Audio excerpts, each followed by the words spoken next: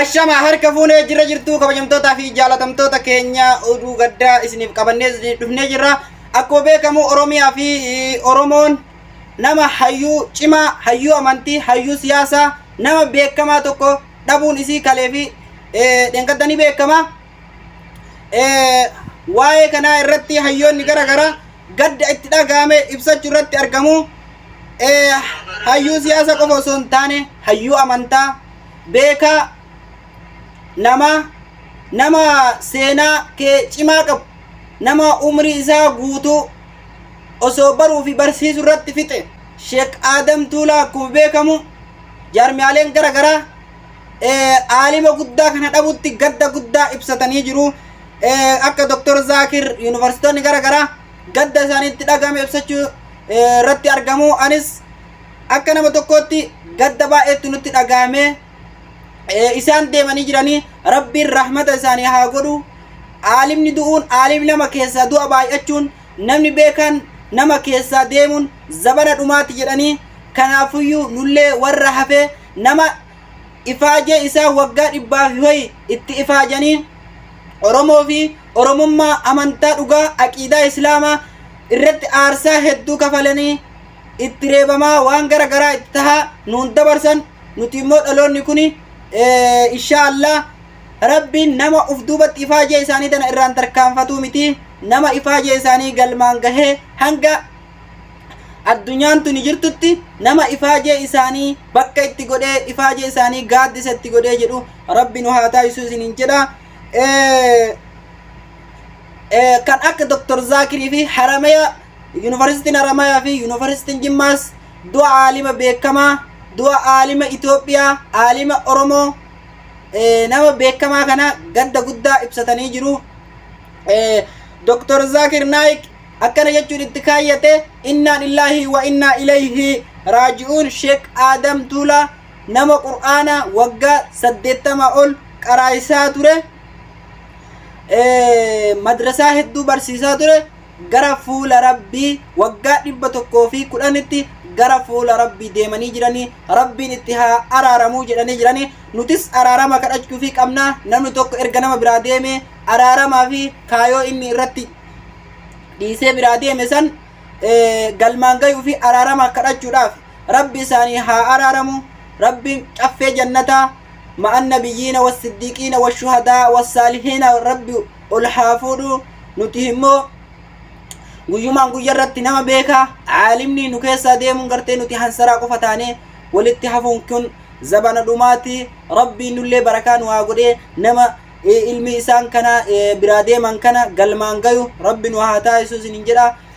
Waggaa 100 fi waggaa 10tti waggaa 80 qaraa'isanii jechuudha. Waggaa 80 barsiisanii gara fuula rabbi deemanii fuulli rabbi isaaniitti haa tolu, rabbi itti haa araaramu. Caffee jannataa qabrii isaanii caffee jannataa irraa rabbi haa godhu. Namni martinuu araarama kadhachuu fi hin dagatina.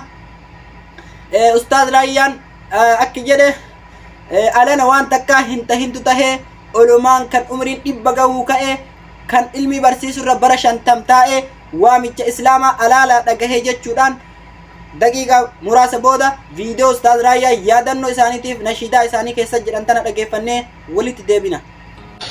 Alana wanta kan hinta intu tahe ulama kan umrin 100 gahuu ka'e kan ilmi barsiisu irra bara 50 taa'e waamicha islaama halaala dhagahe qaamni dulloomu siyaanni dargaggeessa tahe gurguddaa ulamaa wal gurrate ka'e ummata waammate birmannaa fulkahe manguddoof dargaggoo baharraa ol yaa'e faagoo sanaa ka'e dhufe biyya laalaa nasriidhaan nu milkeessi karaan keetu caalaa. Akkuma dhageettanii turtan kana sheekni beekamaan sheekni sheekotaan abbaan olomaa'otaa, abbaan sheekototaa, abbaan darasaa gartee abbaan ilmii tana bara dargirraa kaasee wareegama hedduu aarsaa hedduu tumamuu fi reebamuu biyyarraa akka ari'amuuf yaaliin garaagaraa irratti godhamaa ture.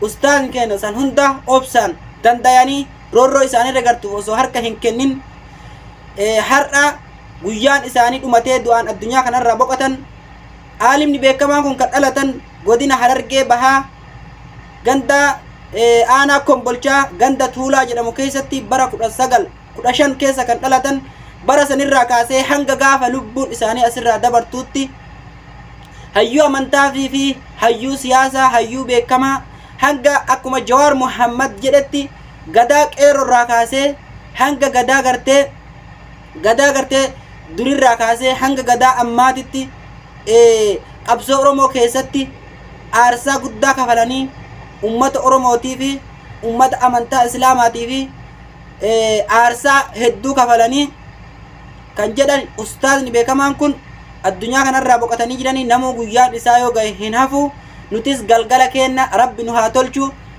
akka isaanii kanatti nu haa tolchu namoota kumaatamaan lakkaa'aman namoonni aalaman Oromiyaa keessa jiruu fi akkasuma akka guutuu addunyaatti gadda guddaa ibsatanii jiranii akkasumas salaatas akka ajaa'ibaatti geggeessanii jiranii nutis dhuma kenna rabbi nu haa tolchuun isiniin jenna. Jawaar Muhammad akkana jechuun dubbate. Xiinxalaan siyaasaa fi itti aanaan durataa Koongireesii Federaalaa Oromoo obbo Jawaar Muhammad fuula feesbuukii isaanii irratti akkana jechuun waa'ee Sheek Adam Tuulaa barreessani. Biyyaaf malee biyyeef hin qabsoofne jecha hiikaa bal'aa qabu kana sheeka keenya guddaa Sheek Adam Tuulaatu gaafa wal dhaba Somaalee fi Oromoo san furuuf tattaaffannu san ummanni lamaan atakaaroo daangaa dhiisanii biyya boru isaan lachuufuu taatu akka jaaran gorsuuf nuuf himani. Har'a hayyuu seenaa siyaasaa fi amantaa dhuka isii beekan dhabne bara Sheek Bakrii Saphaloo irraa kaasee